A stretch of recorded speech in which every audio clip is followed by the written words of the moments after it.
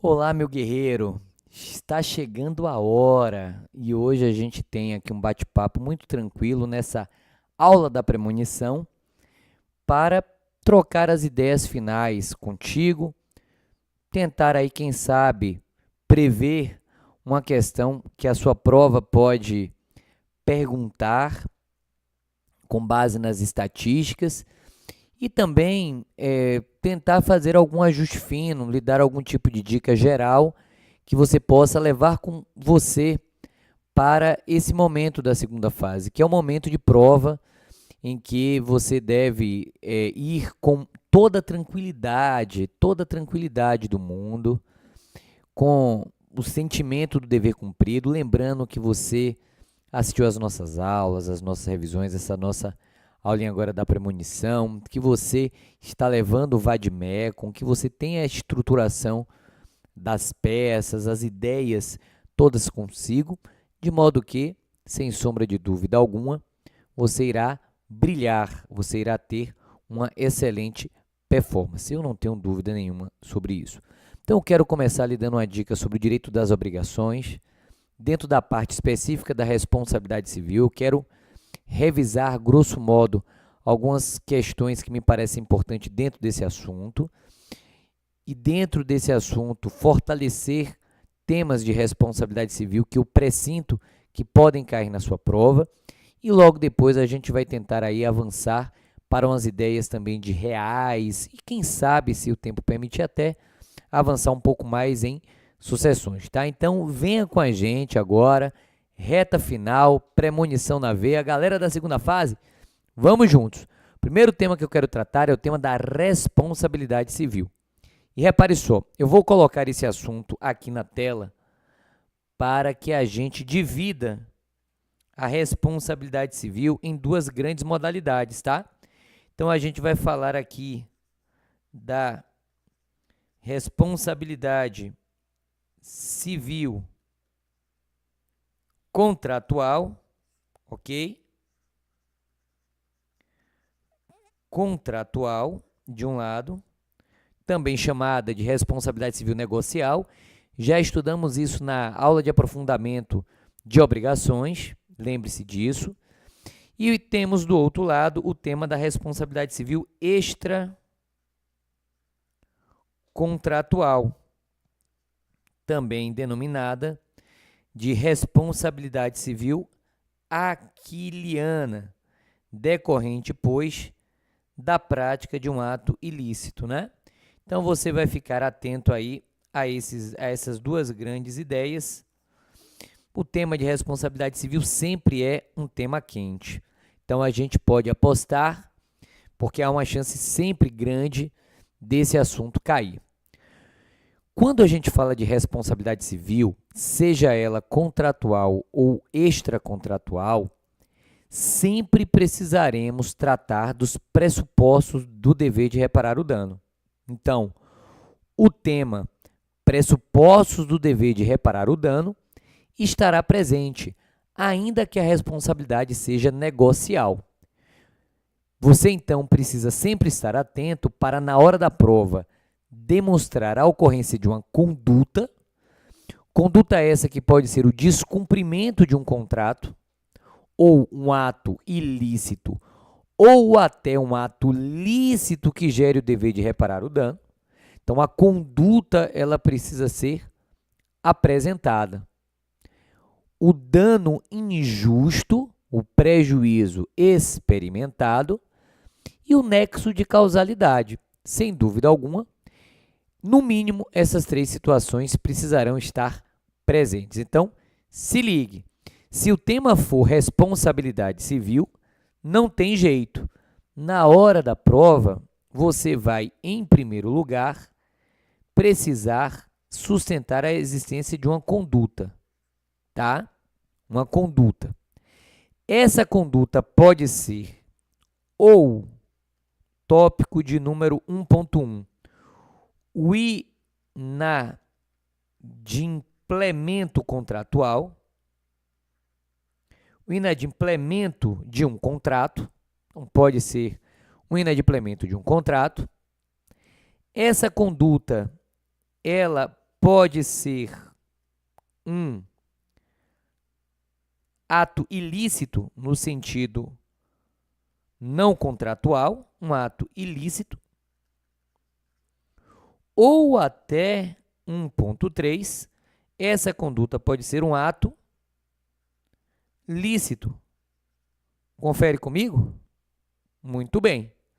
Então, em primeiro lugar, você precisa, seja na responsabilidade contratual, seja na extracontratual, suscitar a ocorrência de uma conduta. Então, você vai lá e vai dizer, o réu inadimpliu a cláusula contratual, por exemplo, do plano de saúde, na medida em que negou acesso a uma emergência médica. Um exemplo qualquer que está me ocorrendo.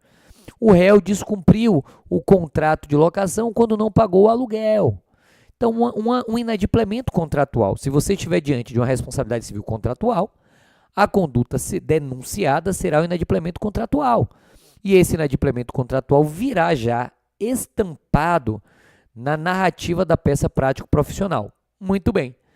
Ao lado dessa conduta, e aí você vai invocar para essa conduta o 189 do Código Civil ou até mesmo o 389 do Código Civil, que fala lá do inadimplemento, ao lado dessa conduta na responsabilidade civil contratual, que é o descumprimento, você tem na responsabilidade civil extracontratual ou aquiliana o ato ilícito, que é a prática de qualquer transgressão à norma, o 186, 187 do Código Civil, ou até mesmo atos lícitos. Lembre-se que, em certos casos, condutas lícitas podem gerar o dever de reparar o dano, tá? Então, para início de conversa, lembre-se sempre de estar antenado ao primeiro pressuposto do dever de reparar o dano e recorde-se que tudo isso tem base legal. E a base legal que você pode utilizar para essas questões, vamos aqui colocar a título de observação, são os artigos 186, 187, 389 e 927, todos do Código Civil. Então, de repente, você pode passear, grosso modo, por algum desses artigos, ou para demonstrar o inadimplemento contratual, 389, ou o ato ilícito subjetivo, 186, 927, ou o ato ilícito objetivo, 187. Muito bem. Ao lado da conduta, inevitavelmente você precisa comprovar a ocorrência do dano. E aqui eu quero revisar com você também. O dano injusto, ele precisará estar presente, claro. E quando a gente fala de dano injusto, a gente tem muito assunto a tratar aqui. O que é que eu aposto? E isso pode acontecer tanto na responsabilidade civil contratual, quanto na responsabilidade civil extracontratual. Bom, a gente tem como dano injusto o chamado dano patrimonial, não é? A gente pode ter aí o dano patrimonial, que diz respeito a um dano economicamente aferível de imediato. Então, uma cláusula penal, um carro que foi batido, coligido, né, abarroado, uma coisa que foi jogada da janela, um cachorro que mordeu alguém, o ato que gerou um prejuízo material, ou seja, aferível imediatamente, com conteúdo econômico imediatamente passível de identificação, precificado, digamos assim.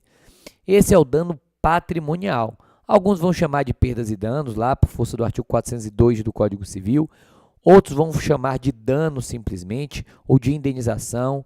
Você tem lá o 927 ou 944 do Código Civil. Então, o dano patrimonial pode ser um dos fundamentos que você precisa invocar, e aí vale a pena você revisitar esses artigos de lei.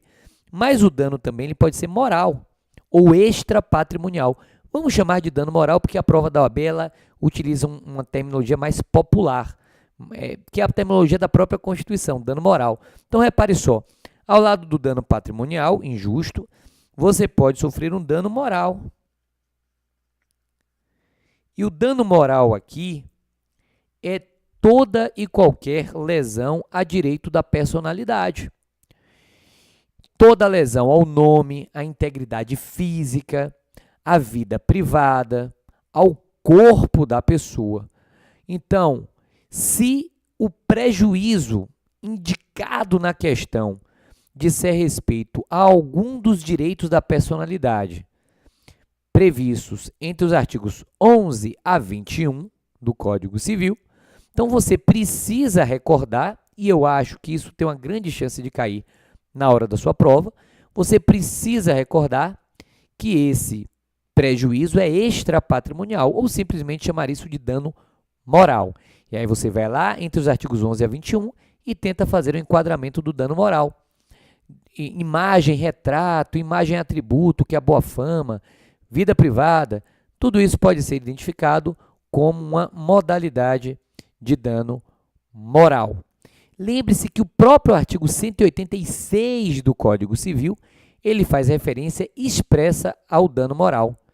Então, você também pode invocar, ao lado dos artigos dos direitos da personalidade, do 11 a 21, o artigo 186 do Código Civil Brasileiro. Muito bem. Dano patrimonial e moral podem acontecer tanto na responsabilidade contratual, descumprimento de um contrato de plano de saúde ou de seguro de vida, por exemplo, como na responsabilidade civil extrapatrimonial ou aquiliana. Não tem problema nenhum. Eu quero apenas aproveitar a oportunidade de fazer uma aposta aqui, porque já caiu em prova e a gente pode revisitar esse assunto. Eu quero falar também de uma modalidade específica de dano, que é o dano pela perda de uma chance. Está muito em voga esse assunto na doutrina, na jurisprudência, e é possível que isso volte a uma prova de segunda fase de direito civil. Então, apenas por premonição, vamos assim dizer, coloque aí também, ao lado do dano patrimonial e do dano moral, o dano pela perda da chance. Eu quero, então, aproveitar e lembrar da perda de uma chance, né? Que é uma modalidade autônoma que pode estar presente tanto em decorrência de um inadimplemento contratual, como em decorrência de um inadimplemento extracontratual. E por isso eu também gostaria de aproveitar a oportunidade para explorar com você. O dano pela perda da chance é uma categoria própria, que não se confunde ao dano patrimonial nem ao dano moral. E justamente por isso eu posso pedir reparação pela perda da chance de maneira autônoma. Veja, por exemplo, que a doutrina e a jurisprudência sustentam que a reparação pela perda da chance diz respeito à lesão dirigida a uma possibilidade séria e real. É a perda de uma possibilidade que se indeniza. A indenização é sobre a perda de uma possibilidade. A indenização é sobre a perda de uma oportunidade, desde que essa oportunidade seja séria e real. Eu lhe recomendaria que, após essa aula, ainda dá tempo, né? Você passasse rapidamente à vista e revisasse a reparação civil pela perda de uma chance. Vai lá no Google, joga lá a responsabilidade pela perda de uma chance, ou vai nas suas anotações. A gente falou no nosso material em PDF, tem lá a reparação pela perda da chance, tá? Então, fique atento a isso. Tanto a responsabilidade civil contratual, que trata do inadimplemento absoluto, total, ou que trata do inadimplemento relativo, como a responsabilidade civil extracontratual ou aquiliana, podem girar em torno disso, então fique aí atento, ok? Evidentemente que você também precisa demonstrar o nexo de causalidade, a relação de causa e efeito entre a conduta e o dano, e certamente a culpa ou o dolo, se a responsabilidade civil, no caso, for subjetiva, se você não estiver diante de uma responsabilidade civil objetiva. Então, em uma petição inicial, você fica atento a apresentar não apenas esses artigos de lei que eu tratei aqui, como também os argumentos jurídicos para além do fundamento legal, fundamento jurídico para além do fundamento legal, ok? Bom, Se você for réu, você também precisa revisitar esses elementos para tentar, como advogado de defesa em uma contestação, suscitar talvez a ausência de nexo, a ausência de conduta ou a ausência de dano como uma alegação de defesa ou até de recurso. Muito bem, às vezes o tema do recurso, o mérito do recurso pode girar em torno dos pressupostos do dever de reparar o dano, se eles foram configurados ou se eles não foram configurados. Muito bem. Ao lado dessa situação, eu quero fazer uma outra aposta. Eu quero agora tratar com você do tema da uso capião. Então, anote aí, porque a gente que tratou da responsabilidade civil agora há pouco, nessa primeira metade dos primeiros 30 minutos, né? Apesar de estarmos aí direto com vocês, eu quero fazer um brevíssimo intervalo no primeiro bloco de 30 minutos para a gente beber uma aguinha e tal e voltar correndo já na sequência, vamos lá. Mas, dando a sequência já a esse primeiro bloco, eu quero tratar do tema da uso capião, tá? A uso capião é uma aposta também que eu faço para a hora da prova, para a sua segunda fase. É um tema que traz a preferência do avaliador de segunda fase. Já foi peça prático profissional em uma segunda fase, já caiu em várias oportunidades em provas de primeira etapa, que não é mais o nosso caso. Tem matérias novas que eu vou tratar aqui de maneira mais a miúde, como uso capião do direito real de laje, como a uso capião como causa de quebra de uma hipoteca pendente. Então, a gente tem muita coisa que pode ser cobrado em termos de uso capião, tanto em uma questão discursiva, quanto em uma questão de peça prático profissional, diagnóstico de peça, etc. Então, eu acho que vale muito a pena a gente também avançar no tema da uso capião. O primeiro grande assunto da uso capião que eu quero colocar no olhar de uma prova discursiva, de uma prova dissertativa, deixando de lado, a priori, a peça prático profissional, um primeiro olhar que eu quero apresentar diz respeito ao uso capião como forma originária de aquisição da propriedade. O que é que significa isso? Então, vamos lá. A uso capião, a primeira coisa que eu quero tratar com você, que eu quero explorar, o primeiro assunto é a uso capião como forma originária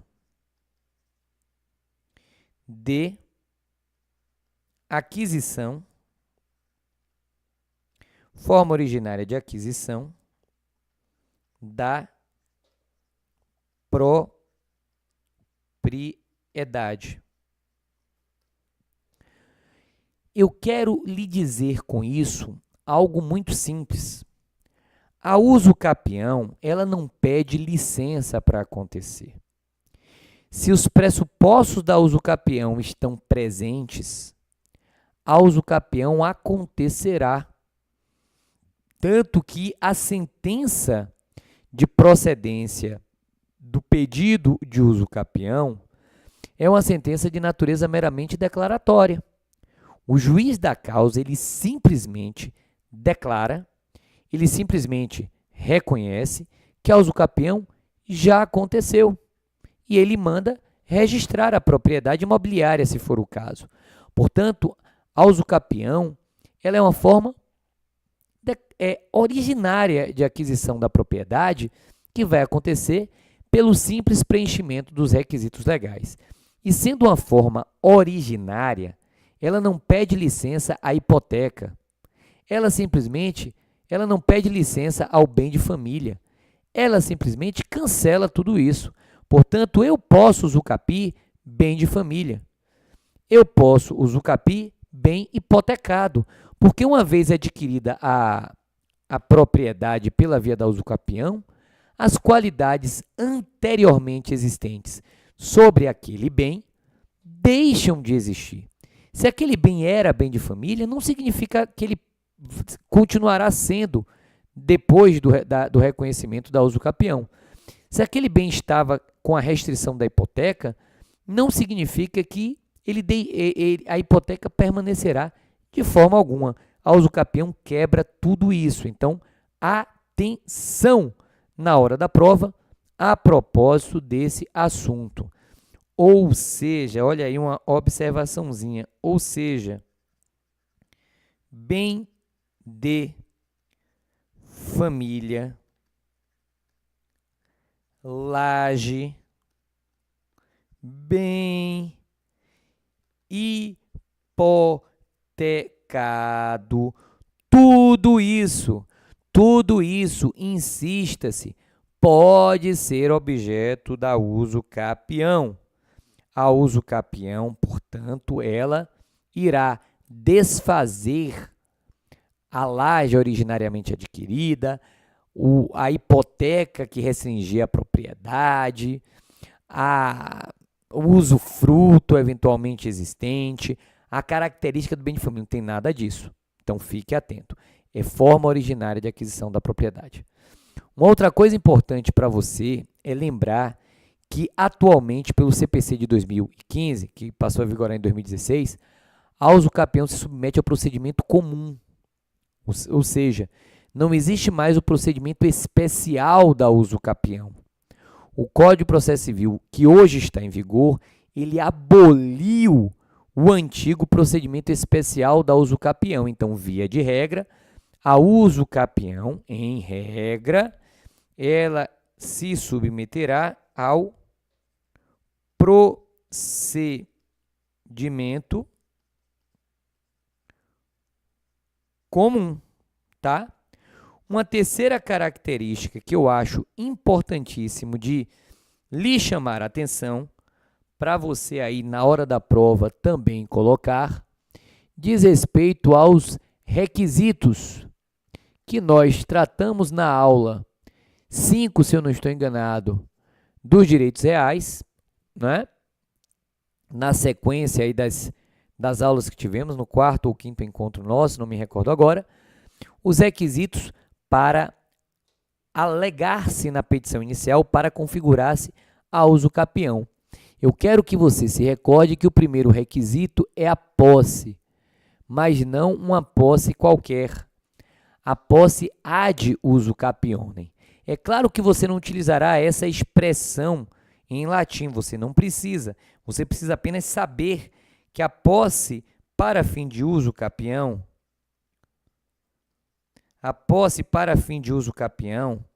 é uma posse diferente, por exemplo, da posse do locatário. Não é apenas uma posse direta, não. É uma posse com animus domini.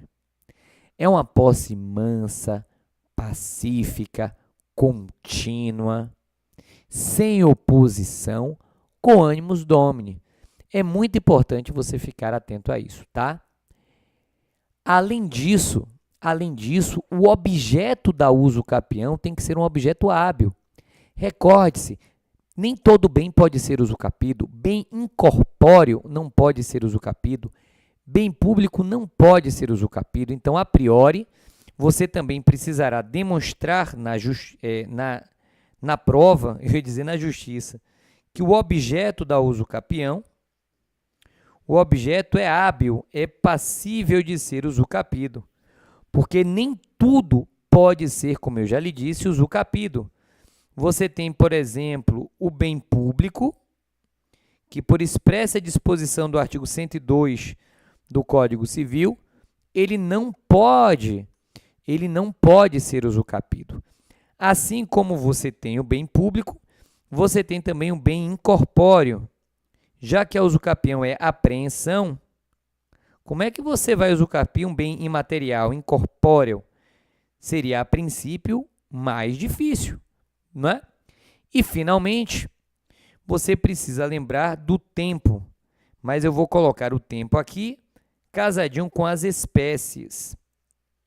E aí eu não vou revisar o que você... Quer dizer, eu não vou falar detalhadamente sobre aquilo que nós já falamos em aula própria, mas você tem que lembrar dos enquadramentos jurídicos das modalidades.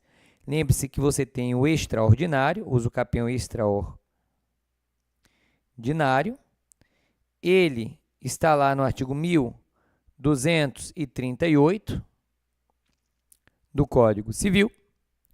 Você tem a usucapião ordinária. Ela está no 1242 do Código Civil. Você tem a usucapião especial, rural ou urbana. E aí você tem dois artigos, 1239 e 1240. E você tem a usucapião de meação, também chamada de usucapião por abandono. Por abandono do lar, a chamada usucapião de meação. Então, essa modalidade, ela também está presente no direito brasileiro, no 1240-A, 1240-A do Código Civil. Então, é imprescindível que você se recorde do enquadramento próprio, ou seja, você precisa, na causa de pedir, demonstrar ao seu avaliador que você sabe de qual usucapião você está tratando. Vem pedir usucapião extraordinária, na forma do 1238, porque os requisitos são apenas este: posse ad usucapione em objeto hábil e decurso de 15 anos ou de 10 anos, porque o parágrafo único do 1238 cai de 15 para 10 para as hipóteses ali indicadas. Ou então, doutor juiz, eu quero a usucapião ordinária, que é aquela com justo título e boa-fé no prazo de 10 anos, lá do 1242. Então, você precisa recordar e fazer esse encaixe adequado. Eu lhe confesso que a sua prova, por histórico, ela será bem generalista a respeito desse assunto. Então, a gente está aprofundando para lhe deixar mais à vontade ainda. Como a gente sempre diz, né? Mesmo sendo um encontro de premonição, treino difícil, aula difícil, jogo fácil. Então, fique atento a isso. E as modalidades da usucapião especial urbana, rural ou de meação. Então, fique atento a isso, ok? O último tema que eu quero dedicar nesse bloco de 30 minutos, eu quero beber uma aguinha, que eu não gosto de beber água durante a aula, eu me atrapalho todo, enfim, é o meu jeito assim. Então, vou fazer um intervalo brevíssimo de 30 minutos, a gente bebe uma aguinha e volta rapidinho aqui, rapidinho a gente volta. Mas eu quero também lhe lembrar, o último tema de todos, da teoria do adimplemento substancial, ok? Então, você que estudou com a gente responsabilidade civil e usucapião, agora vai finalizar o nosso bate-papo estudando a teoria do adimplemento substancial. E pela teoria do adimplemento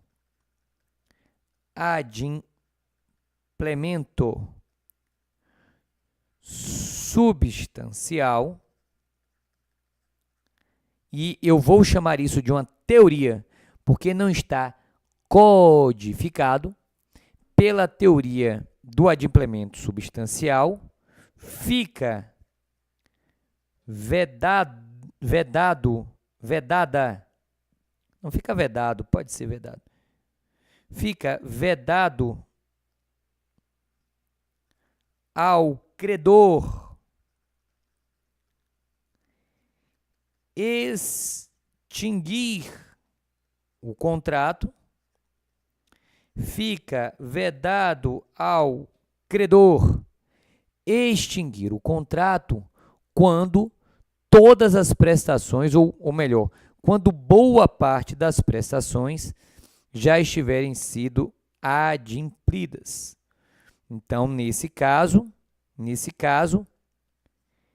resta ao credor, para não ser acusado de abuso de direito, resta ao credor apenas, pela teoria do adimplemento substancial, apenas cobrar o crédito que ainda não foi pago, mas é proibido a ele, resta ao credor apenas cobrar o crédito que ainda não foi pago, mas é proibido a ele, sob pena de abuso do direito, digamos assim, sob pena de abuso do direito, pedir a resolução do contrato, tá? Eu quero lhe lembrar de duas coisas importantes sobre essa teoria do adimplemento substancial. De acordo com o STJ, a teoria do adimplemento substancial não se aplica nas alienações fiduciárias de automóveis e nas pensões alimentícias, nos pagamentos de pensão alimentícia, tá? Eu já lhe expliquei isso na aula de aprofundamento, estou apenas lhe relembrando. Temas novos podem cair. A teoria do adimplemento substancial, que já foi objeto de segunda fase de OAB, não se aplica nem em alienação fiduciária de automóveis, nem para fim de pensão alimentícia, ok? Breve intervalo, 5 minutos no máximo, é para beber uma água e voltar correndo. E a gente vem rapidinho aqui para continuar a nossa premonição. É rapidinho, estou te esperando, olha lá, hein?